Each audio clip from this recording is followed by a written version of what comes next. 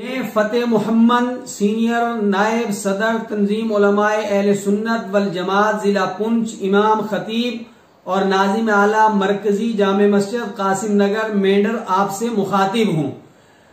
Corona virus की वजह से पूरी दुनिया के अंदर जो बर्बाद कर देने वाली, मौत के घाट उतार देने वाली, हिलाक कर देने वाली एक वबा फैली हुई है, इस सिलसिले में हुकूमत वक्त की तरफ से, माहिरीन अतिब्बा की तरफ से, दानिश्वरों और उलमा की तरफ से जिन हिदायत के लिए आपको कहा जा रहा है, मैं भी आपसे दरखास्त करता हूं।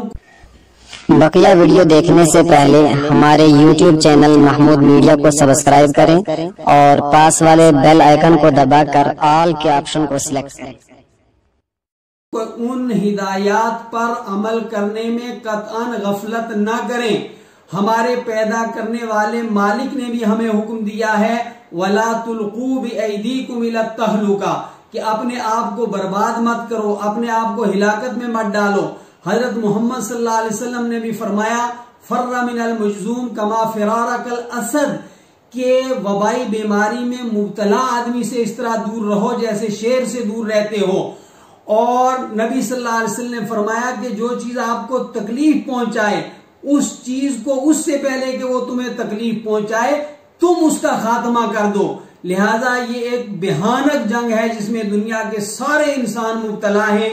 हमें इस वक्त में होशियार रहकर समाजी फासला बनाए रखना है, सोशल डिस्टेंस रखना है, बार बार साबुन से अपने हाथों को धोना है, रोजाना इस्त्री करके कपड़े बदलने हैं, अपने कमरों को साफ रखना है, भीड़ भाड़ की जगहों से दूर रहना है और भीड़ भाड़ नहीं करनी, नमाजों का एहतमाम अपने घरों के अंदर करना है। और मैं तमाम हिंदू, मुस्लिम, सिख, ईसाई, जैन, अमीर, गरीब, ओहदेदारों, गैर ओहदेदारों से अपील करता हूं कि हजरत अली ने फरमाया कि इंसानों के जुर्म की वजह से वबा आती है और जब इंसान तौबा करते हैं तो वबा जो है वो चली जाती है। लिहाजा हम अपने घरों के अंदर रहकर अपने मालिक के सामने प्रार्थना करें, दुआ करें, माफी मांगें, आइंदा अच्छे काम करने का सच्चा इरादा करें और माहिरीन अतिब्बा, हुकूमत, दानिश्वर, उलमा की तरफ से जो हिदायत दी जा रही हैं, इनको अपनाने में कतन गफलत ना करें। अगर आप गफलत करेंगे तो अपने पैदा करने वाले के यहां भी आप मुजरिम होंगे और समाज को नुकसान पहुंचाने वाले आप साबित होंगे।